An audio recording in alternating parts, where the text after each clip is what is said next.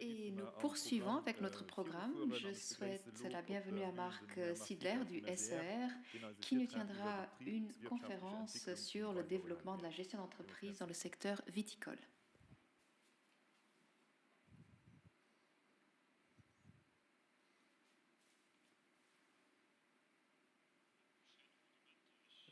Bonjour.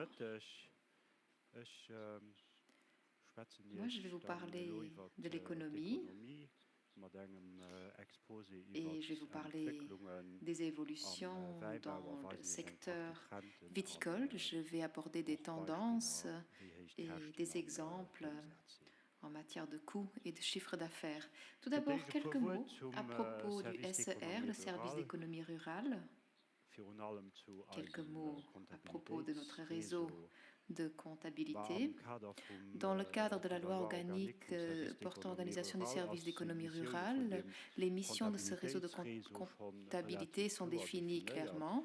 Le SR a pour objectif d'établir et d'exploiter un échantillon de comptabilité économique agricole individuelle pour pouvoir constater quelle est la situation économique des entreprises au Luxembourg. Quand je dis entreprises, je parle ici du secteur viticole, des exploitants agricoles et viticoles.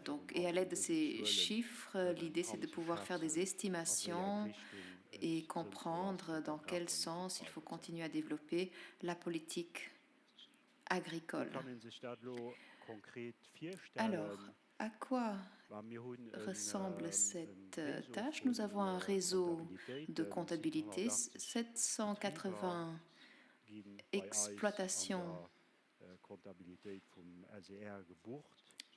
participent à ce réseau, 25 comptables effectuent ce travail, les comptables font la saisie des données de ces entreprises jusqu'à l'élaboration d'un bilan, d'un compte perte et profit avec les annexes nécessaires. Donc, nous élaborons une comptabilité d'entreprise pour améliorer la gestion de l'entreprise, donc au niveau du management, et pour pouvoir agir sur ce volet-là, il ne faut pas la confondre avec une comptabilité fiscale, quoique les deux éléments se combinent très bien. Nous conseillons d'ailleurs aux entreprises de combiner, surtout s'il y a du commerce en jeu. S'il y a une commercialisation de produits, cela peut avoir du sens que de combiner les deux formes de comptabilité. À l'aide d'un benchmarking, d'un référentiel, d'un étalon de référence, nous donnons des outils pour permettre aux entreprises de se comparer à d'autres pour comprendre quelle est leur situation et savoir également quels paramètres peuvent servir d'orientation. La comptabilité du SER est un service gratuit, c'est important de le souligner. L'objectif de ce service, c'est de fournir un conseil, c'est de donner un outil aux entreprises pour qu'elles puissent étoffer la gestion de leur entreprise. Le conseil, les données sont utilisées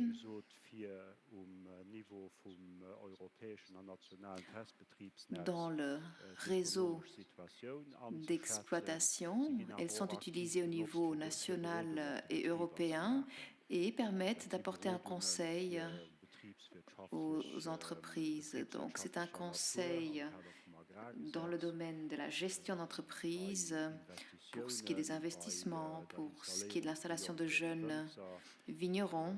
Là, nous élaborons un plan d'entreprise, nous établissons des analyses de fin d'année, nous fournissons un conseil technique, planification des liquidités, c'est parfois un peu plus complexe, surtout lorsque les entreprises ne se portent pas bien. Ensuite, conversion à l'agriculture biologique, réorientation et diversification, reprise d'entreprise. Donc, il ne s'agit pas uniquement d'élaborer un plan d'entreprise pour une installation, mais tenir compte également d'une éventuelle reprise d'entreprise.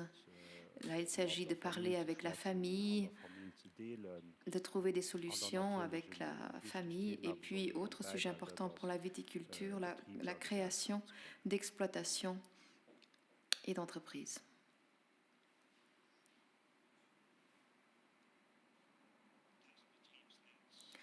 Alors, le réseau de tests d'exploitation, c'est un instrument important pour la politique agricole et pour notre division. À l'aide de ce réseau, nous pouvons procéder à une évaluation des développements dans l'agriculture et la viticulture, tenant compte de la situation des revenus. Et au niveau de ce réseau, en 2019, vous voyez ici les chiffres, 600 entreprises ont participé, et puis il y a une extrapolation qui se fait dans le cadre de l'IFS pour des exploitants à titre principal ou accessoire. Et la viticulture représente 10% de ces entreprises. La deuxième ligne, vous voyez que pour le secteur viticole, 19 entreprises sont représentées dans ce réseau, puis une extrapolation se fait avec un facteur 7. Et donc dans cette catégorie d'entreprises, nous dépendons vraiment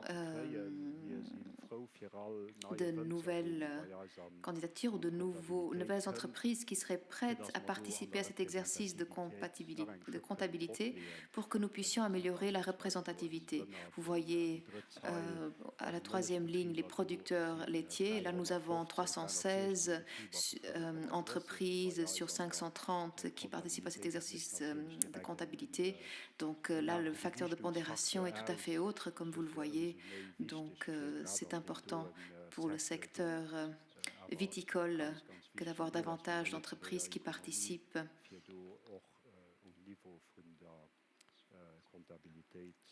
Donc pour qu'on ait une meilleure représentativité. Ensuite, la structure de ces entreprises. Je vais essayer de dégager des tendances, des évolutions observées ces 10 dernières années.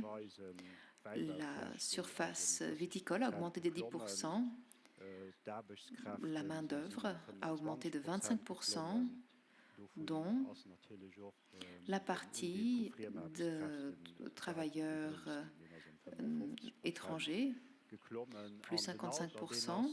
Pour ce qui est de l'âge des gérants, eh bien, une augmentation de l'âge moyen des exploitants. Bon, il n'y a pas eu de reprise d'entreprise au cours de ces 10 dernières années dans ce secteur en particulier, ou pas beaucoup. Donc ici, on voit le détail, âge du gérant ou de l'exploitant. Ceux qui sont âgés de moins 40 ans dans le secteur de la viticulture et qui sont à la tête d'une exploitation sont minoritaires, alors qu'il y a tout de même une proportion importante d'exploitants qui ont entre 40 et 60 ans, voire plus de 60 ans. Ensuite, l'évolution du revenu, de ce que nous appelons le revenu ordinaire, c'est l'indicateur qui nous permet d'exprimer la rentabilité des entreprises. Il s'agit d'un bénéfice ajusté, en quelque sorte. Donc là, on tient compte de certains paramètres, par exemple des plus-values, en raison des installations, pour ce qui est des coûts, la TVA sur investissement. Ces éléments-là sont retirés pour arriver aux bénéfices ajustés. Et nous le voyons sur ce graphique-ci.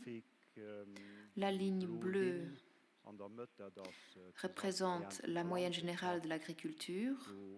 La viticulture est en dessous, ou en dessus plutôt, de cette moyenne. Nous sommes ici à une moyenne de 78 000 euros par entreprise sur une moyenne de 10 ans, par rapport à 50 000 euros en moyenne pour le reste du secteur de l'agriculture.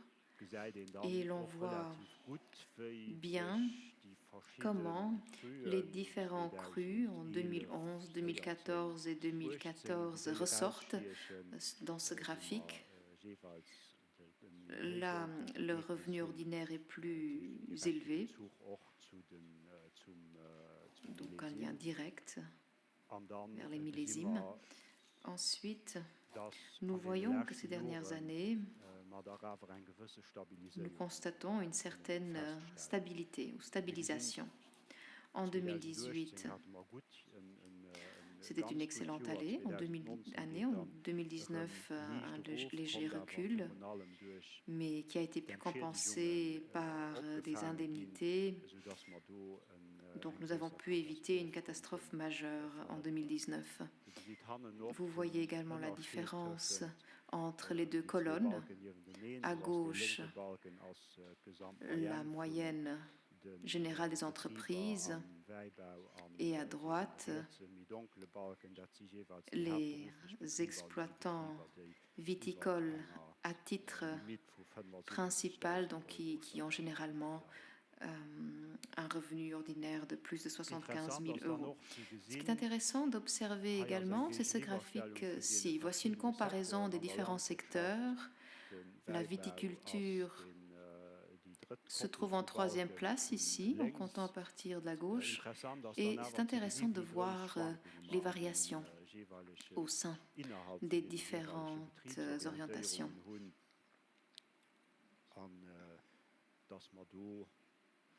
Ainsi, dans la viticulture, nous voyons les oscillations par entreprise entre 13 000 euros et 240 000 euros. Ce ne sont pas des valeurs extrêmes d'entreprises individuelles, non, ce sont des moyennes. Donc la moyenne des 25% les moins élevés et les plus élevés.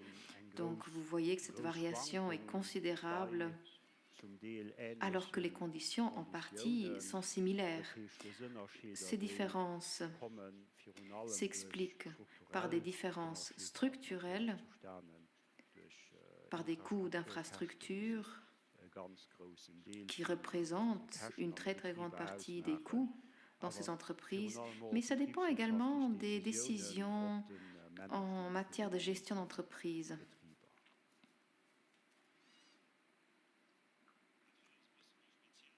Voici un graphique un peu particulier, mais qui montre comment, au fil de ces 10 dernières années, que ce soit les chiffres d'affaires, les revenus, les coûts ont évolué. Et derrière ces évolutions, il y a bien sûr l'évolution générale des entreprises, donc au niveau de la structure. Le nombre d'entreprises a diminué. Ces 10 dernières années, les surfaces sont devenues plus importantes. Le chiffre d'affaires, pour ce qui est des vignerons privés, vous voyez ici à l'écran les vignerons privés et les vignerons coopératifs. Pour ce qui est des vignerons privés, nous observons une augmentation du chiffre d'affaires. Pour ce qui est des vignerons coopératifs, donc la vente de raisins, là nous voyons des variations. C'est logique, ça dépend des conditions climatiques, ça dépend des conditions cadres du secteur viticole, des conditions météorologiques, des récoltes. Et en bleu,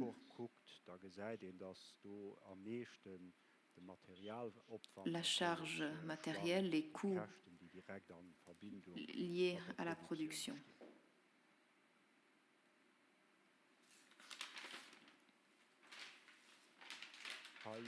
4 tendances qui nous montrent donc l'évolution. Tout d'abord, la surface des vignobles, donc une augmentation de la surface, moins d'entreprises, mais plus de surface viticole. Donc il s'agit là d'un changement structurel qui s'est opéré. Ensuite, la productivité par hectare. Et nous voyons la courbe supérieure, ce sont les vignerons coopératifs. Là, nous avons une grande variation en fonction des conditions climatiques et des rendements obtenus. Bien sûr, les vignerons privés arrivent à mieux gérer cela en gérant les stocks, qui est différente ici pour les producteurs de raisins. Ensuite, le résultat ordinaire en euros, donc en bas à gauche. Une situation assez stable pour les vignerons coopératifs, pour les producteurs donc, de raisins. Là, il y a peu de variations, à l'exception des pics 2011, 2014 et 2018, que l'on voit très bien sur ce graphique. Là, le revenu ordinaire a augmenté. Et puis, une augmentation plus marquée chez les vignerons privés, et c'est une tendance qui s'observe ces 10 dernières années. Utilisation de produits phytosanitaires, un sujet important. Le dernier intervenant en a parlé. On observe ici beaucoup de variations et on dégage en même temps une tendance ces 6-7 dernières années, à savoir un recul. En 2016, il y a eu des conditions climatiques particulières. L'été est arrivé très tôt et là, il a été nécessaire d'utiliser davantage de fongicides.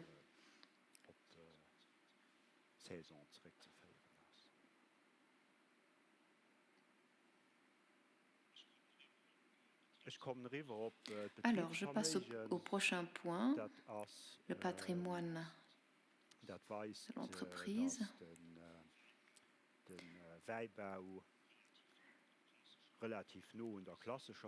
Le secteur viticole se trouve à un niveau proche du secteur agricole. Les fonds propres sont assez importants, peu de fonds de capitaux étrangers.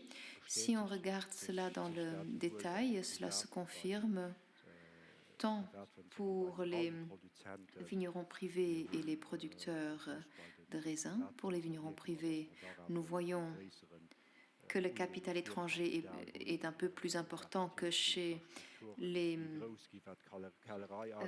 producteurs de raisins, mais tout de même, nous sommes ici à un taux de 25-30% de fonds propres, donc ce qui est positif.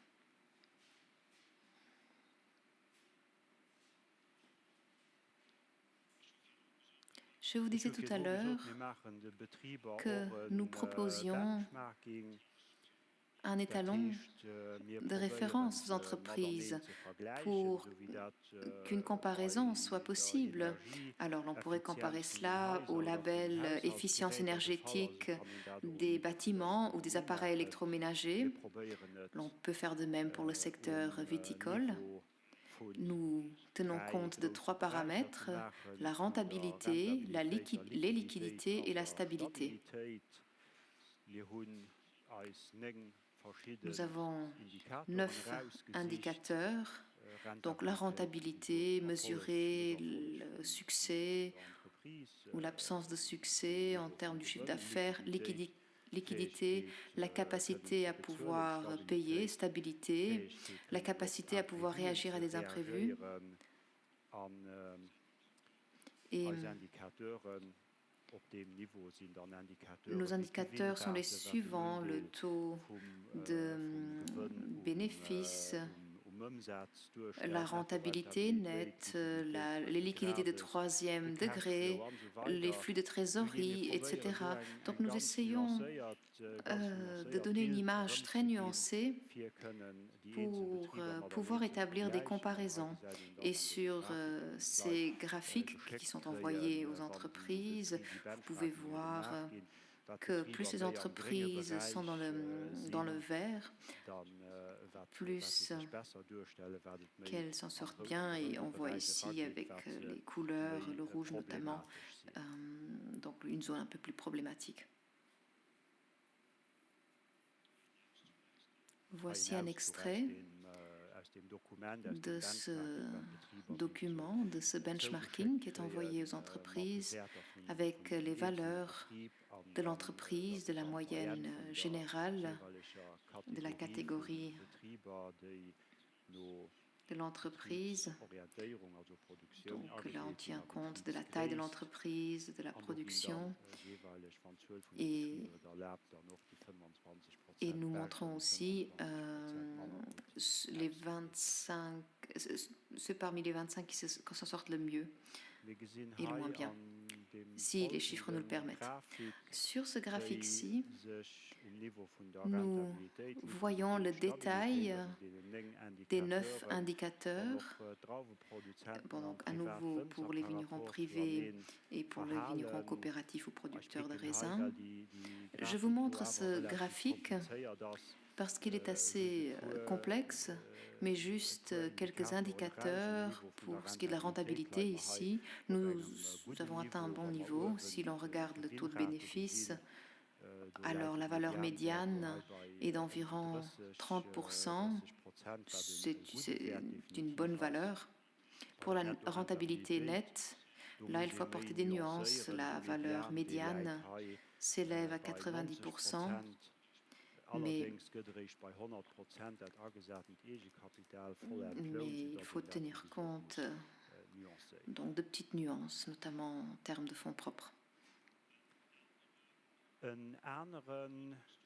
Autre outil en cours d'élaboration, nous avons appelé cet outil ClimaCheck. Ce ClimaCheck permet de montrer l'empreinte écologique moyenne de l'entreprise par hectare, 0,95 tonnes de CO2 par hectare dans le secteur viticole.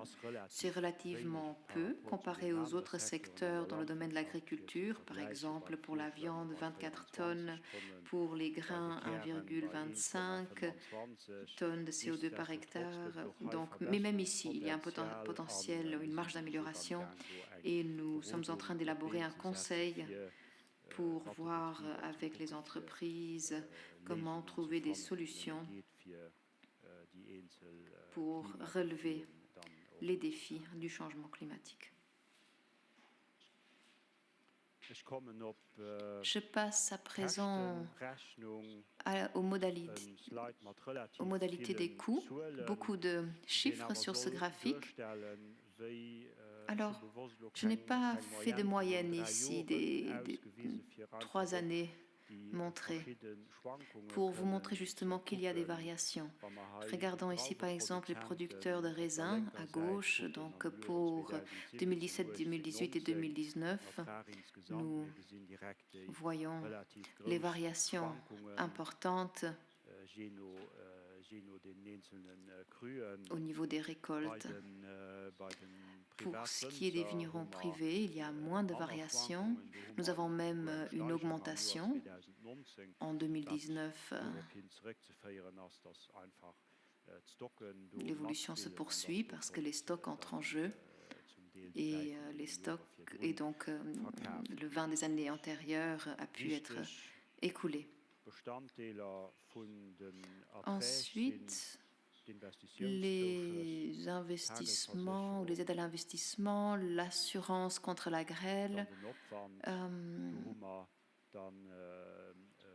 Ensuite, pour ce qui est des charges, le matériel, il y a des coûts variables, le personnel, les appels d'offres, l'entretien, l'assurance contre la grêle. Et je passe tout de suite au résultat total. Vous voyez que le résultat total est positif. 5 000 € en moyenne pour les producteurs de raisins, 25 000 € en moyenne pour les vignerons privés. Si nous retirons les coûts, alors le bail, par exemple, alors ce n'est plus aussi simple pour les producteurs de raisins. En 2018, la valeur est positive. Dans les autres années, c'était négatif. Pour ces vignerons privés, nous arrivons à des chiffres positifs, mais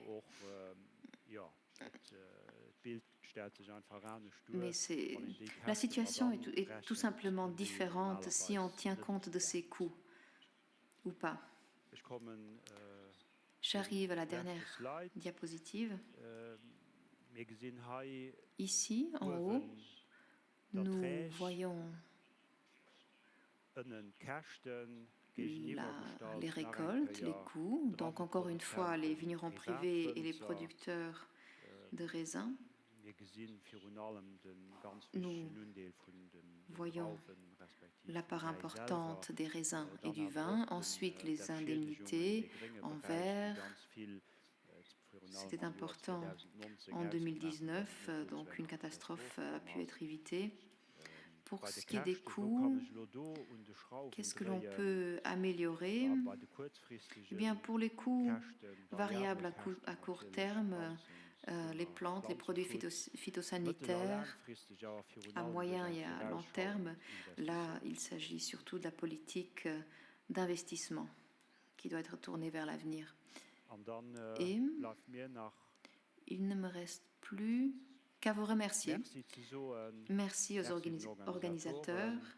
Un grand merci à mes collaborateurs qui ont évalué les chiffres. Merci bien sûr à tous les comptables qui sont dans notre service, sinon nous n'aurions pas pu évaluer ces chiffres. Et un grand merci aux entreprises, car sans elles, nous n'aurions pas pu obtenir ces données précieuses et effectuer ce travail. Alors, un petit appel. J'ai montré tout à l'heure les chiffres du réseau. Le secteur viticole dépend de données supplémentaires. Il serait bon qu'à l'avenir, d'autres entreprises rejoignent cet exercice pour que nous puissions rendre accessibles ces services à davantage d'entreprises et pour que nous puissions aboutir à un résultat qui nous permette d'élaborer la politique agricole en tenant compte de ce volet également. Merci. Une question de Lipla. Comment se passe un climat check et qui élabore les recommandations qui s'en suivent? Le climat check est un projet que nous sommes en train d'élaborer. Ce climat check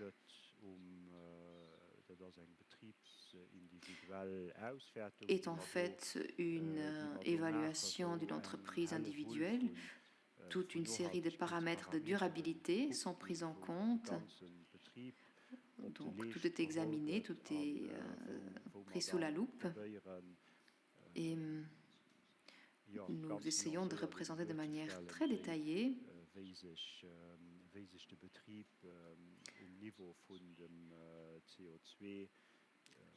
l'empreinte écologique de l'entreprise. Bon, il y a les émissions de CO2, pardon, mais donc comment se positionne l'entreprise dans le domaine climatique. Mais c'est un projet qui est en cours d'élaboration et qui sera finalisé dans quelques mois. Moi aussi, j'ai une question. Alors, les années où il y a eu des calamités, où en fait les assurances ont leur rôle à jouer. Bon, dans la mesure où les dégâts peuvent être assurés. Maintenant que ce soit la grêle ou le gel, cela montre tout de même qu'il est très important que des assurances existent.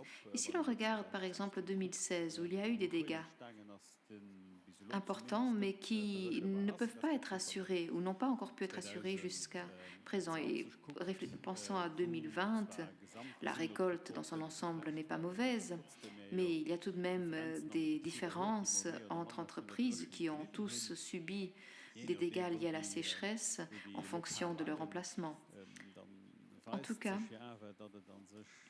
il serait utile de réfléchir dans quelle mesure l'on pourrait se protéger contre les dégâts de la sécheresse, parce qu'on a vu quelques pics ou quelques creux plutôt dans vos graphiques, comment pallier ces creux par des assurances qui devront encore être élaborées, proposées, mais il me semble important de réfléchir à la manière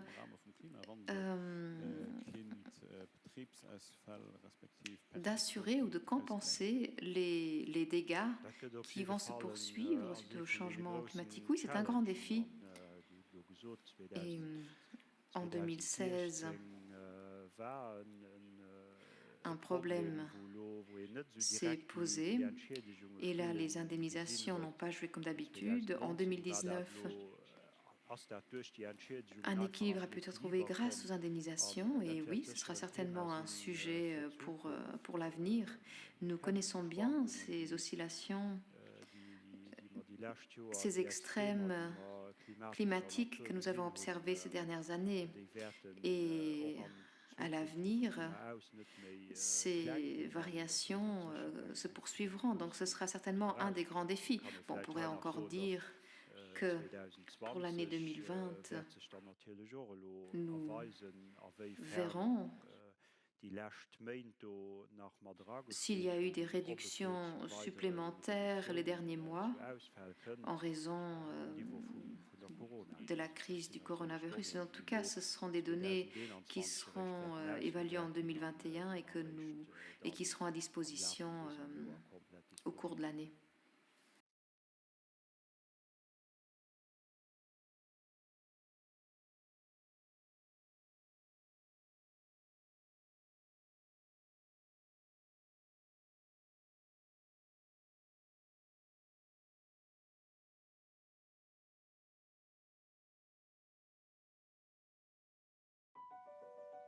How can agricultural innovation be taken to the next level?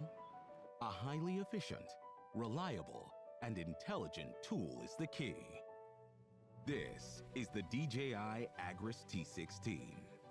The Agris T16 was designed from the ground up. It features 6 rotors, an RTK dual redundancy system, and an avionic redundancy system.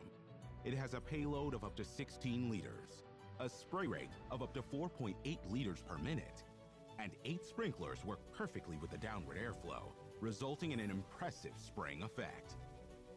It has a spray width of 6.5 meters, which can cover an area of 10 hectares per hour. The multi-aircraft control mode functions with the FPV camera as well as an HD video transmission system with a range of up to 3 kilometers, ensuring flight safety and boosting spraying efficiency. Thanks to the all-new modular design of the T16, both the spray tank and batteries are easily swappable, which significantly improves operational efficiency. Its core module has a rating of IP67, making it easy for maintenance. The foldable aircraft arms are convenient for storage and transportation. A new battery management system and a 2600-watt 4-channel intelligent battery charger increase charging cycles by 100%. When flying in complex farmland environments, the onboard DBF imaging radar empowers the aircraft to fly over varying terrain intelligently. When encountering an obstacle, the T-16 detects the obstacle's orientation and the distance to it, automatically planning a flight path to circumvent the obstacle. Pilots can view the live video feed and adjusted route on their remote controller. After circumventing the obstacle, the T-16 will automatically resume spraying. To target unevenly distributed fruit trees and varying heights, the T-16 comes equipped with intelligent solutions. With the Phantom 4 RTK, users can perform centimeter-level scanning of the orchard. Then, DJI Terra conducts 3D mapping of the scanned area. With its AI technology, Terra can also generate 3D flight paths for more efficient planning. With the help of the RTK centimeter-level positioning system, the T-16 is capable of flying precisely along flight paths while accurately adjusting its spray rate according to tree distribution, reducing the pesticide dosage. The DJI Agris T-16 delivers more efficient, reliable, and intelligent solutions, pushing the boundaries of crop protection. It lifts agricultural efficiency to new heights, opening more possibilities for the future of agriculture.